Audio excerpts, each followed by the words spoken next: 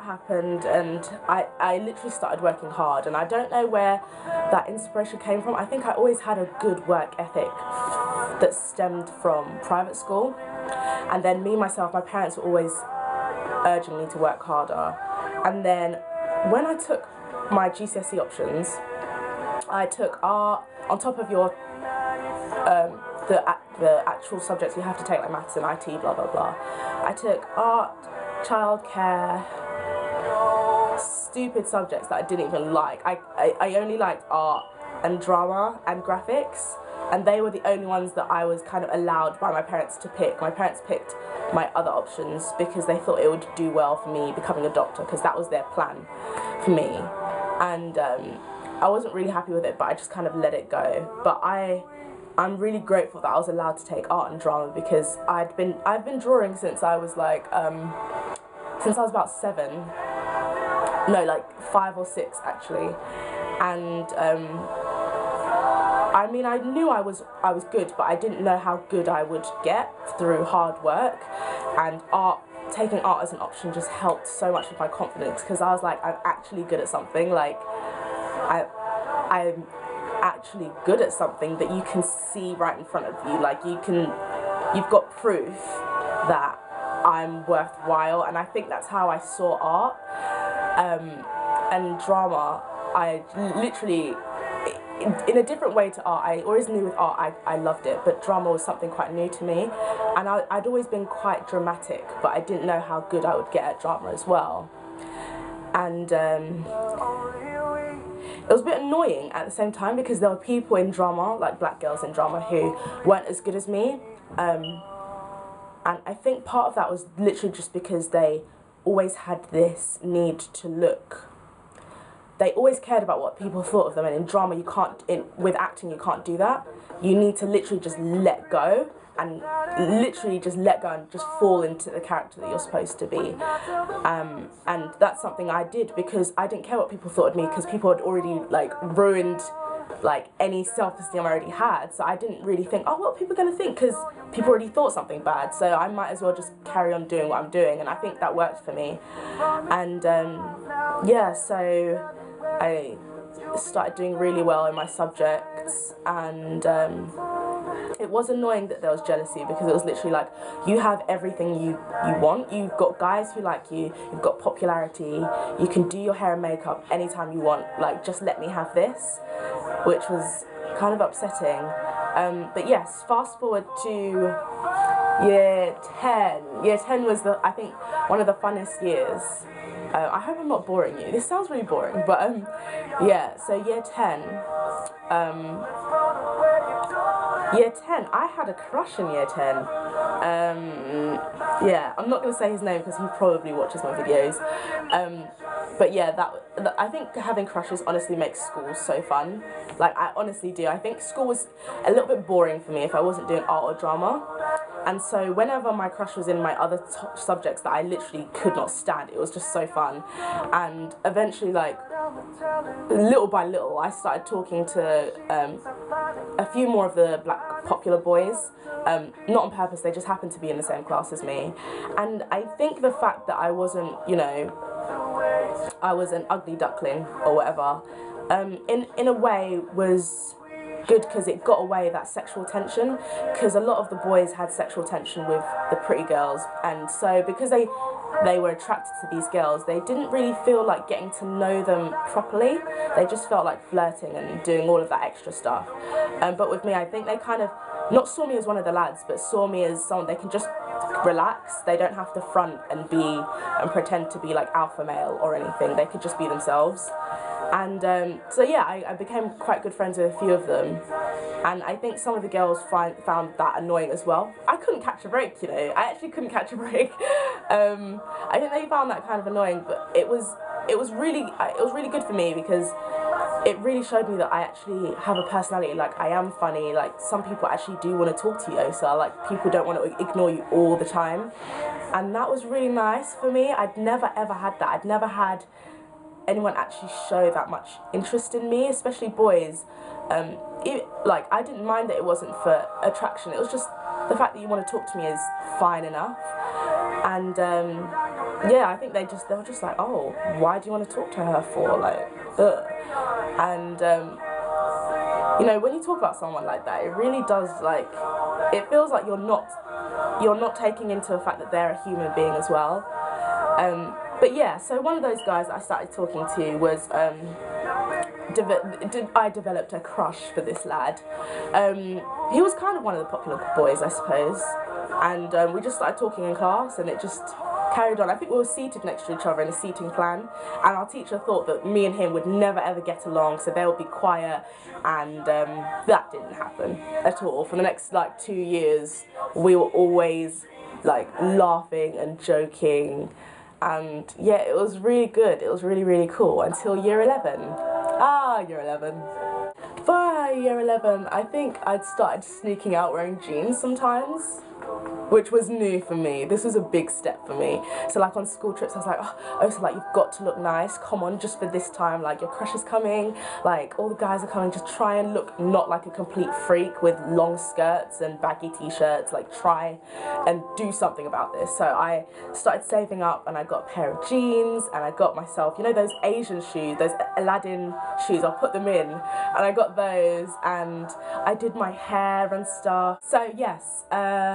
So after that, after year 11, yes, so yeah, on school trips I started stepping up a little bit. I started wearing makeup a little bit.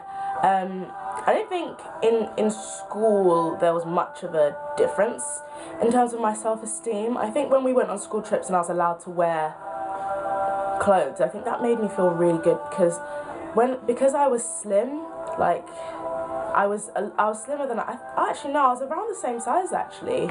I was a bit slimmer than I am now, but obviously I hadn't like developed a chest, so like uniform just hung off me, and I felt like my uniform was like a symbol of my geekness and like my invisibility. Like I felt so ugly in it, like so drowned in it.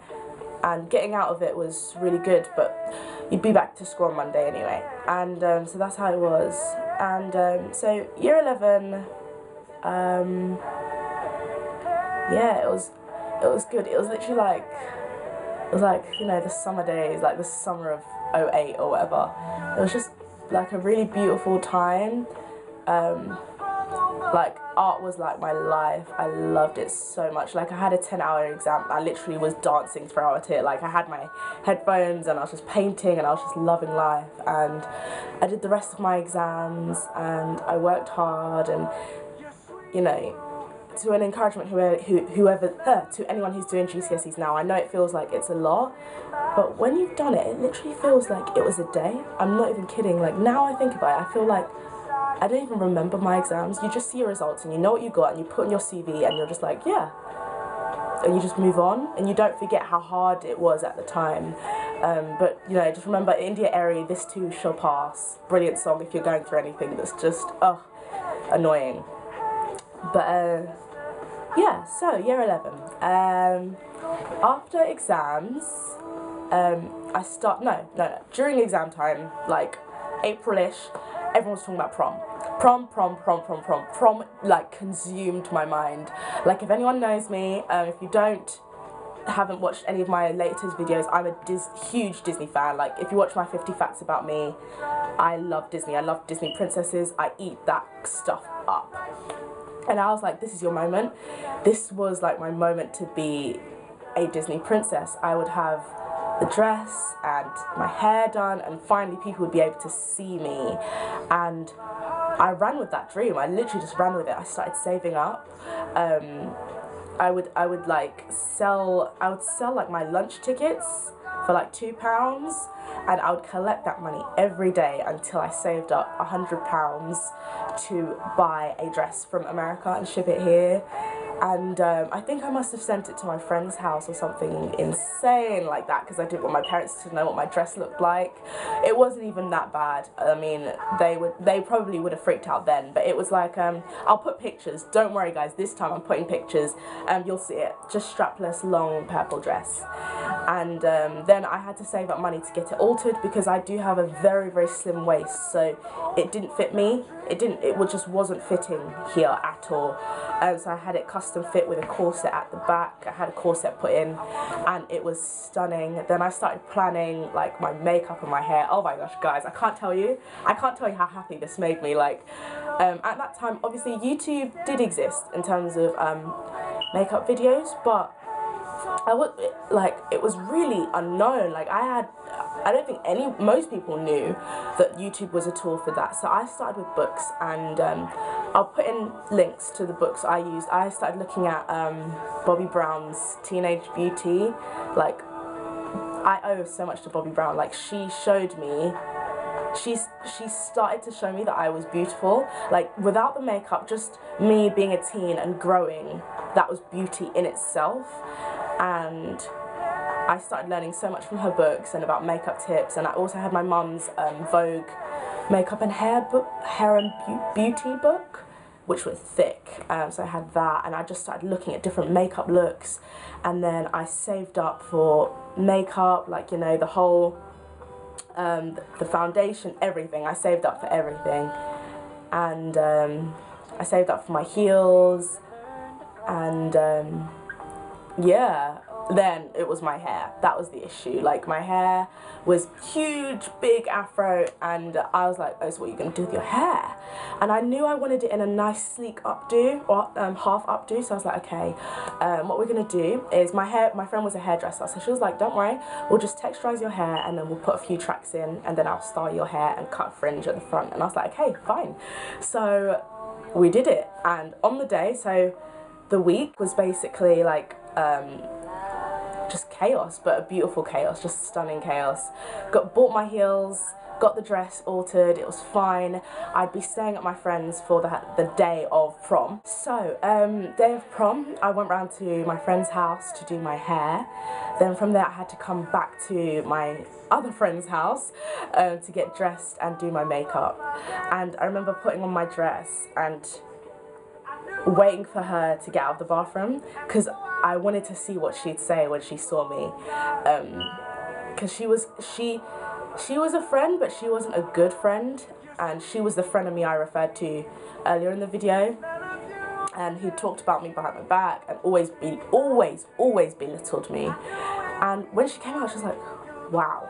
And I was like, that's all I need. That's all I need to finally feel like I've kind of won.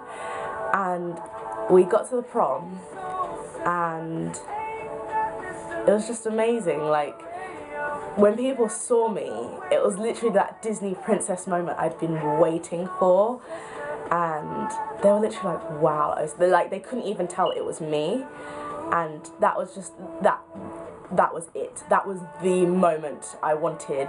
It was more than I wanted, and I just felt like such a princess. I just felt like royalty. It was amazing. And we walked in, and I saw my crush, and he was literally like, whoa. And I remember hearing him talking to one of his friends about me, and I was like, yeah, this is all I need. Like, this is all I need to kind of feel like everything's been worth it. And it was great. We danced, we took loads of photos, which I'll show next.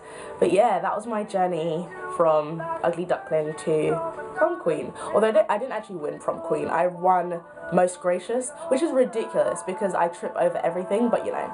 My friend Rupsana actually won Prom Queen. I'll put a picture of her in if I can.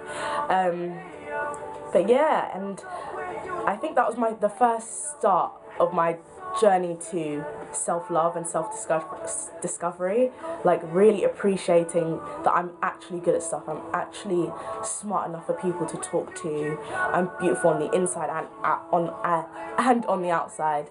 And yeah, it was a coming of age moment for me, and I learned a lot. But yeah, I hope you did enjoy this video. If you did, thumbs up. subscribe, and comment below. Tell me about your secondary school journeys, or if you have prom coming up, let me know. I will be doing a kind of a prom get ready with me, because I have a ball coming up too, which is very exciting. But yes, look forward to the next videos, which will be about college and uni. But yes, bye guys.